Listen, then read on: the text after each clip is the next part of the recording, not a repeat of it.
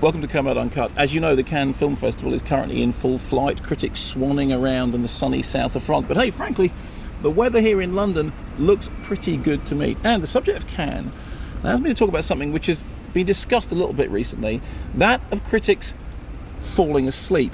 I was talking to James Moran, the writer, just a few days ago, and he said that sometimes he reads reviews of films and it appears that the critic has not entirely been awake all the way through. And one of the things critics get most regularly asked, along with do you always watch the films you review, is do you ever fall asleep in the cinema? Now, the honest truth of it is that any critic who tells you that they have never fallen asleep whilst watching a movie is frankly lying. Clearly, it's a practice which is frowned on. One should be awake from the beginning of the movie all the way through to the end. But if you do it for any length of time, 5, 10, 15, 20 years, at some point, you are going to, well, perhaps not actually fall asleep, but just nod off, just lose attention, just what people used to refer to as rest your eyes for a little bit. And interestingly enough, the place where this is most in evidence is in the Cannes Film Festival. It's unsurprising when people are doing antisocial hours, they're getting up first thing in the morning, first screenings are 8 o'clock, last screenings are 12 o'clock at night. People are trying to cram 5, 6, 7 films into a day sometimes. Inevitably, they're going to get tired. And inevitably, some of the films are not always going to grip their attention. So yes,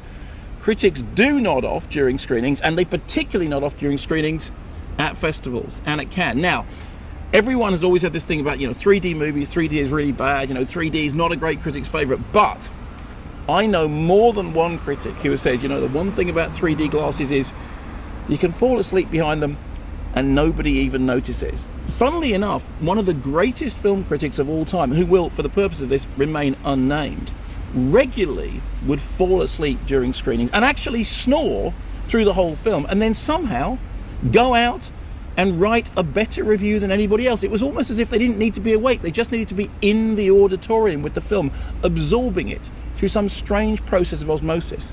Now, the fact is this: if you're a critic, you need to stay awake through the films, and we all do, most of the time. Really.